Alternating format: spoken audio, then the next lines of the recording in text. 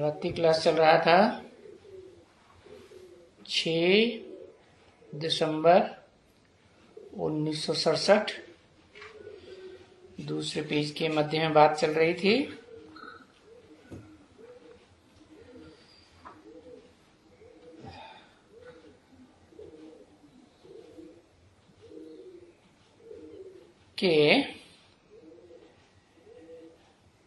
कि तुम बच्चे सिर्फ एक के नहीं कहला सकेंगे,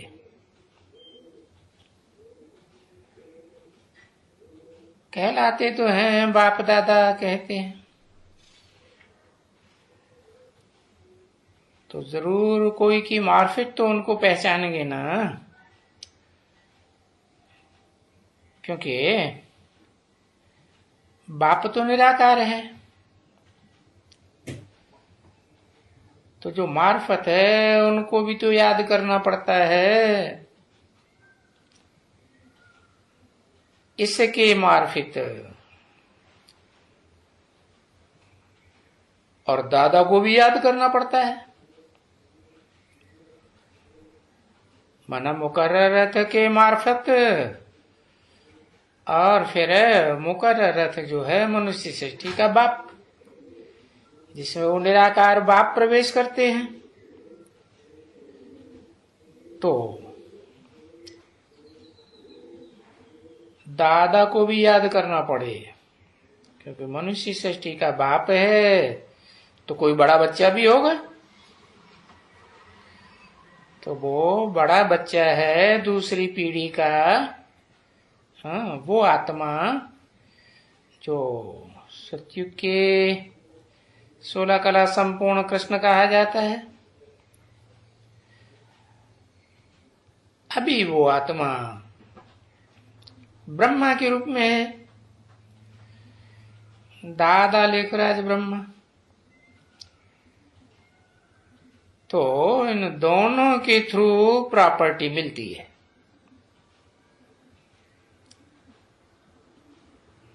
ये है तब तुम बच्चों को प्रॉपर्टी मिलती है। हाँ, भोलानाथ कोई के मुख से तो बात करते हैं ना, क्योंकि निराकार है। तो शायद ऐसे समझते हो मैं कोई कि ये कोई शिव भोलानाथ शंकर के द्वारा हमको देते हैं, तो उनके आगे जा करके बोलेंगे बम बम, हर हर बम बम, झोली भर दे, ऐसे करते हैं।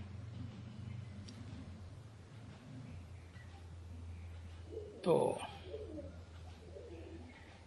कुछ कहा तो मिसअंडरस्टैंडिंग तो है, सही ना, क्योंकि शिव के पास जाकर के बम बम भोलानाथ तो नहीं कहेंगे, फिर भोला काहे का। क्योंकि कभी कहते हैं भोले भाले, तो साबित होता है ना कि भोला है शिव, और जिस साकार में मुकर्रर रथ में आते हैं, और इस दुनिया में तो सब रावण संप्रदाय, तो फिर उनसे टक्कर लेने के लिए कैसा चाहिए? भोला चाहिए, भाला चाहिए, क्योंकि लोहे से लोहा काटा जाता है, विष से विष मारा जाता है। तो शिव को भाला तो नहीं कहेंगे,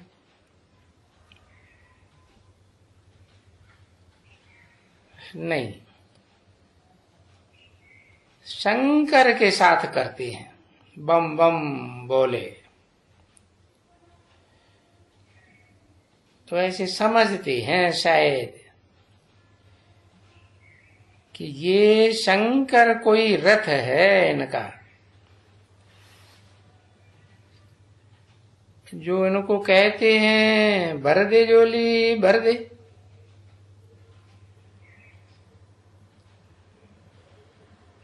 पर ये शंकर तो झोली नहीं भरते हैं। नहीं,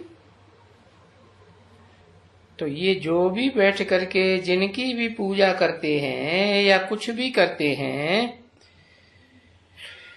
तो बेसमझी से समझे जैसे है ही नहीं कि भाई इस शंकर का पोजीशन क्या है और इनकी बायोग्राफी क्या है, ये तो कोई भी नहीं समझते। तुम बच्चे तो समझते हो। तो बाप तो ये भी उड़ाए देते हैं। बोलते क्या है, अरे शंकर बैठ करके कैसे विनाश करेगा, शंकर भला वो शंकर सूक्ष्म वतन में वहां कैसे हो सकते हैं, और फिर वहां पार्वती कैसे हो सकती है। अलंकार को दिखलाई नहीं सके। जैसे ब्रह्मा है तो उनको कोई अलंकार तो नहीं दिखाते हैं,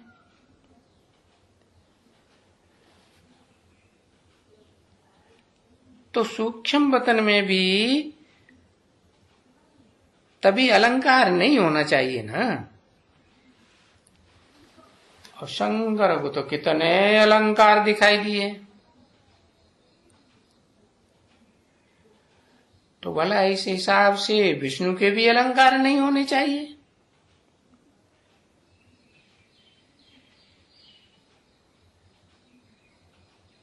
वो अलंकार कहां से लाया इतना, जेवर जो पहना ही है, तो ऐसे पूछेंगे तो ना। अब वहां सूक्ष्म वतन में कहां से खरीद किया, खरीदी किया क्या। शंकर ने सूक्ष्म वतन में ये जेवर कहां से खरीद किया भला, जो इतना पहनाई देते हैं। तो समझते हैं ना, सूक्ष्म वतन में तो हो नहीं सकते सब। ये जेवर पहने हैं, नहीं तो ला कहते हैं कि सूक्ष्म वतन में तो सूक्ष्म लाइट के शरीर होते हैं, फिर ये जेवर कहां से आए। तो देखो, शंकर को उड़ाना पड़ता है, क्योंकि जेवर तो लक्ष्मी नारायण को है।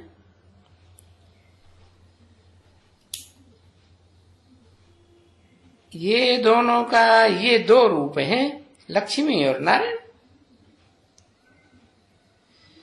इसलिए इनको युगल कर दिया है।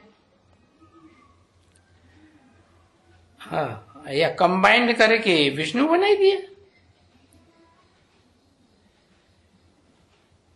बाकी ये सभी जो बातें हैं वो विचार सागर मंथन करते हैं।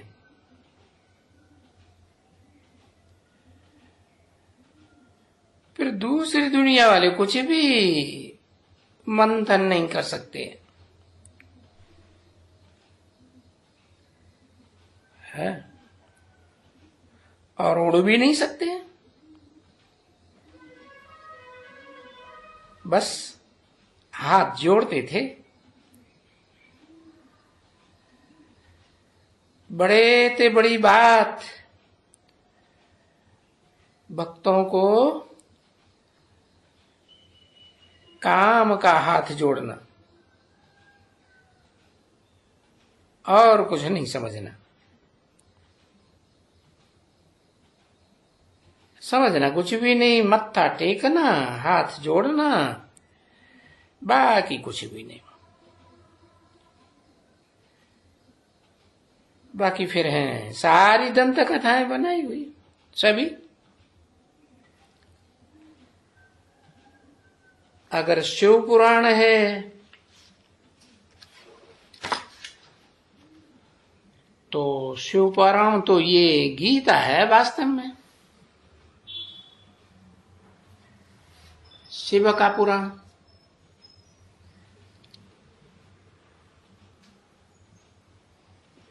है ना, शिव का पुराण तो ये गीता है।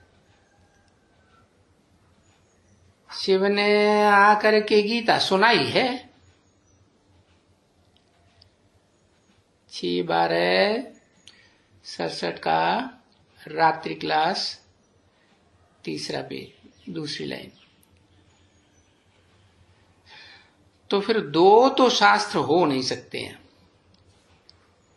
कि भाई शिव पुराण भी हो, गीता भी हो, नहीं। उनकी कथाएं दूसरी है, इनकी कथा दूसरी है।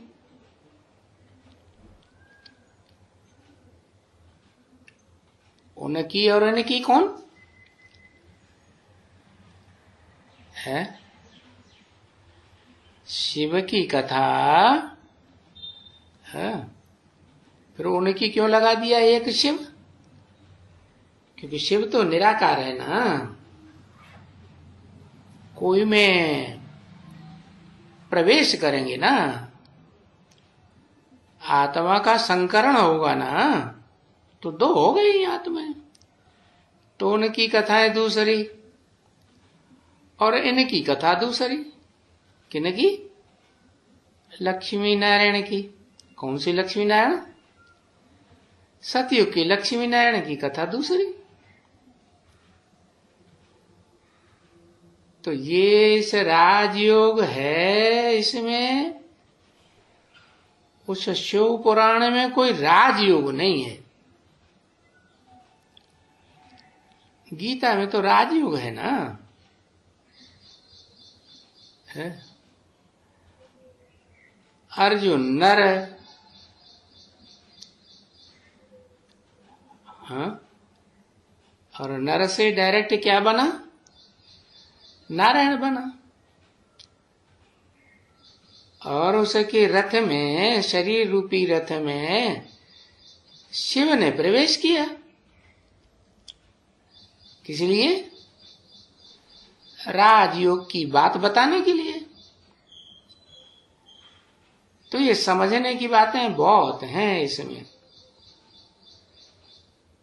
किसमें? गीता में। तो समझ समझ करके फिर भी सब कुछ भूल करके बाबा कहते हैं मन मना भव है, मेरे में मन लगाओ, मेरे मन वाला भव।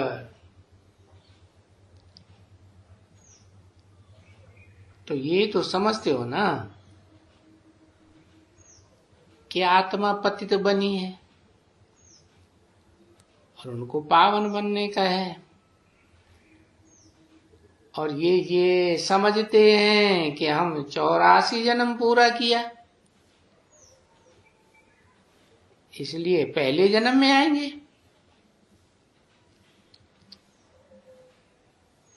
तो पहले जन्म में तो कल्प कल्प थे ही, तुम ही थे। कोई नई बात तो बिल्कुल नहीं हुई ना। समझना है बहुत सहज, हल्का है, परंतु इतना विचार सागर मंथन करना या अपने साथ रूरियान करना और अपन को आप ही खुश करना। हाँ, बाबा इतनी युक्ति बताए देते हैं तो कि तुम बच्चे आप ही विचार सागर मंथन कर उसमें आप ही खुश रहो, है खुशी में रमण करो। नई नई नई बातें निकलेंगी, उनमें खुशी बढ़ेगी। परंतु ऐसे भी कोई से होता नहीं है। कब की बात बताई? 67 की बात बताई। ऐसे थोड़ी कि आगे चल के ऐसा ही होता रहेगा। बोले देखो, अभी ये बाप नजदीक में भी बहुत है, ये भी समझते हैं जैसे साथ में है, तभी भी साथ में है। और याद करें कि वो साथ में है मेरे, सारा दिन याद रहे। और अभी वो भी नहीं हो सकता है। बाप साथ में है और ये हरदम याद रहे, तो फिर ये तो फिर कर्मातीत अवस्था हो जाए।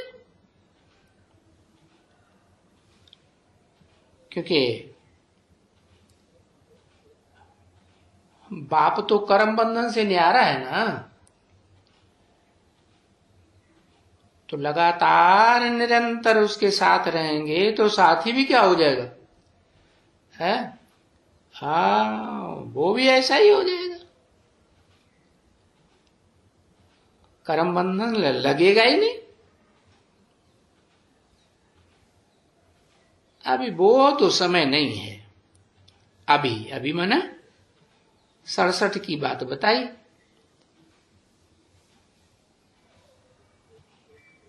आने का है अभी, माना भविष्य में, अभी इसे पुरुषोत्तम संगम युग में ही आने का है।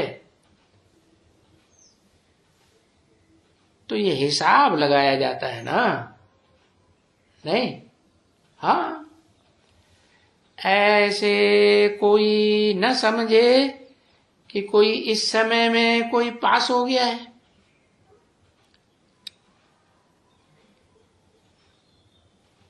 ऐसे नहीं हो सकता है।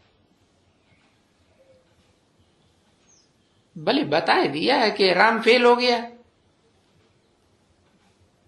लेकिन पास तो कोई नहीं हुआ ना अभी तक। हाँ, पुरुषार्थी जरूर है, और सब पुरुषार्थी। सब माने हे ब्रह्मा बाबा भी पुरुषार्थी है। पुरुषार्थ कराने वाला और करने वाला, ये हैं जीते जी लेंगे। कौन है? वो करने वाला भी है और कराने वाला भी है। क्या कहा? शिव बाबा है पुरुषार्थी, और कराने वाला है कि नहीं? और कराने वाला भी है। बाकी शिव को पुरुषार्थी थोड़े ही कहेंगे। शिव को तो बाप कहेंगे ना, कि बाबा कहेंगे। शिव को बाप कहेंगे। जब साकार तन में प्रवेश करते हैं तो शिव बाबा कहा जाता है। तो जिसमें प्रवेश करते हैं वो मनुष्य सृष्टि का बाप पुरुषार्थी भी है, और फिर अपने बच्चों को, जो भी 500-700 करोड़ बच्चे हैं, उनको पुरुषार्थ कराने वाला भी है या नहीं? हाँ, क्योंकि पहले जन्म में तो सब सुख का जन्म लेंगे ना। हाँ, तो जब तक पुरुषार्थ कराने वाले का ये ड्रामा में जो पार्ट है और वो पूरा हो, तो वो पूरा होगा तब जबकि पहले नंबर में कोई न कोई कर्मातीत अवस्था को पाएगा। पहले नंबर है।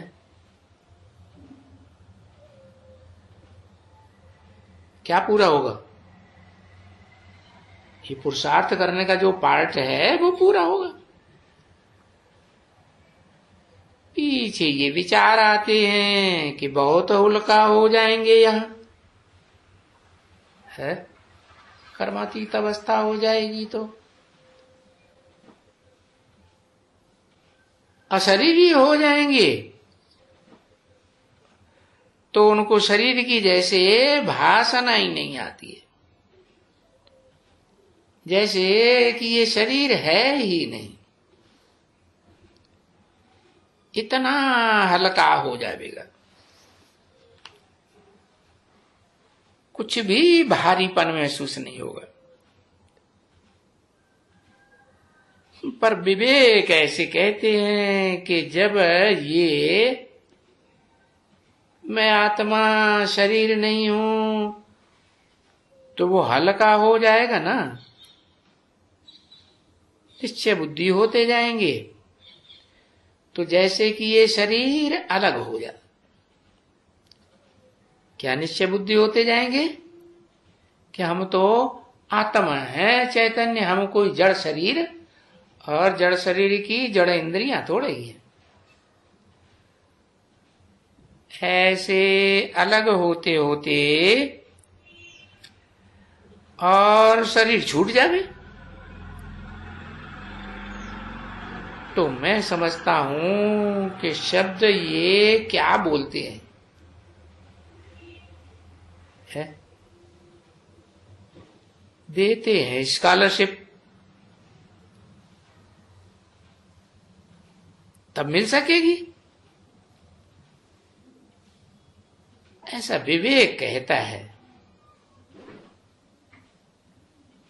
ये तो आगे चल करके वहां मालूम पड़ेगा, मालूम पड़ता जाएगा।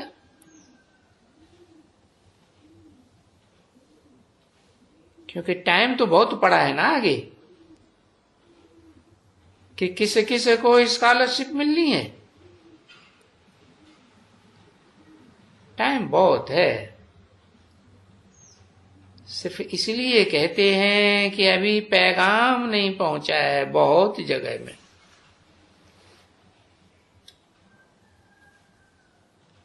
तो सब जगह पैगाम पहुंचना जरूरी है। पहले ही कर्मातीत अवस्था आ जावे तो फिर पैगाम कैसे पहुंचेगा? अभी अखबारों में भी ये भी नहीं है ऐसा है दिल पसंद बात जो मनुष्य समझे कि ये त्रिमूर्ति शिव है और ये त्रिमूर्ति का ये रास्ता है।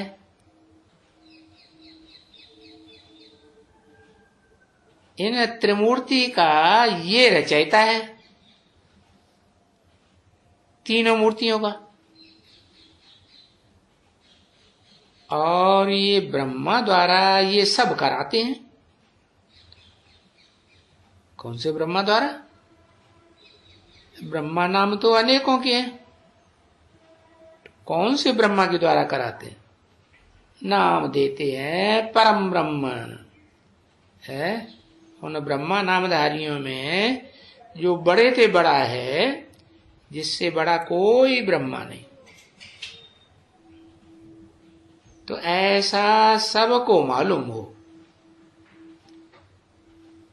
क्या कि वो ब्रह्मा नामधारियों में परम ब्रह्म कौन है। तो ये अभी टाइम लगेगा भाई, होगा, ऐसे भी नहीं है कि नहीं होगा। ये मुख्य बात है ना,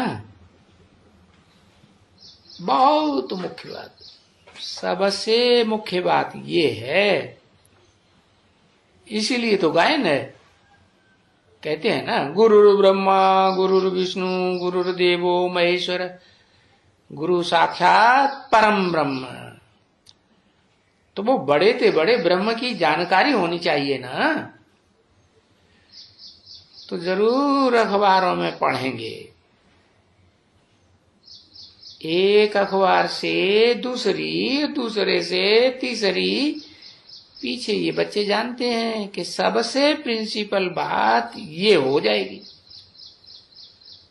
क्या, कि तीन मूर्तियों का रचयिता कौन है,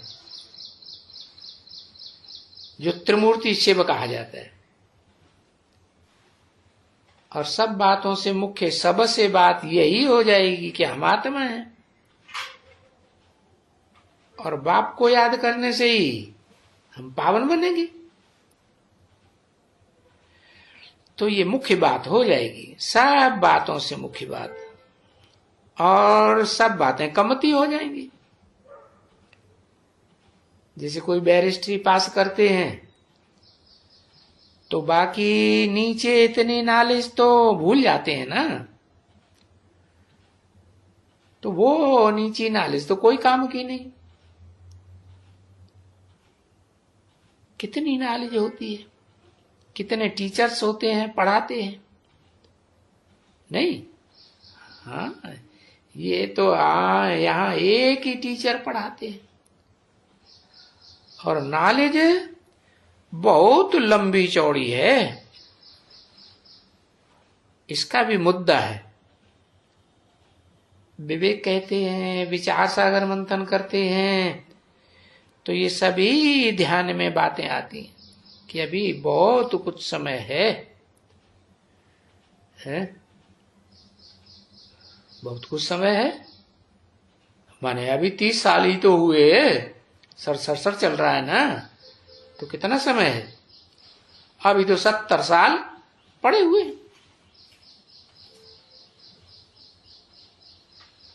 तो बहुत पॉइंट्स हैं जो बाप आगे चल करके सुनाते रहेंगे। है तो क्या झूठ बोला कि आगे चल करके सुनाते रहेंगे ढेर सारे पॉइंट्स? अभी तो 30 साल ही हुए हैं, 70 साल में और ढेर सारे पॉइंट सुनाएंगे।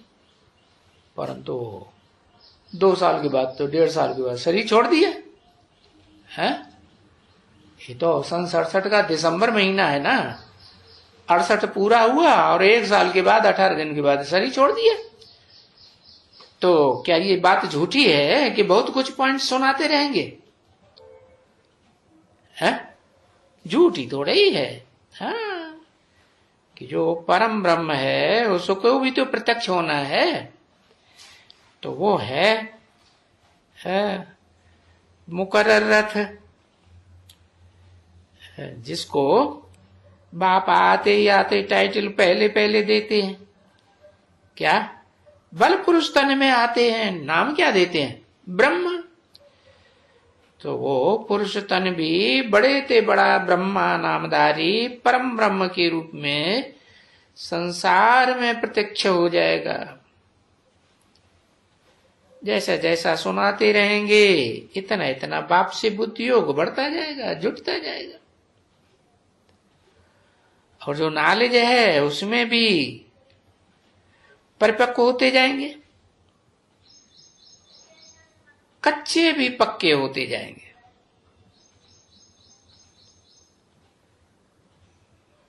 म्यूजिक बजा। अच्छा, स्वीट रूहानी बच्चों प्रति रूहानी बाप व दादा का दिल व चांद सिक व प्रेम से नमस्ते। Good night.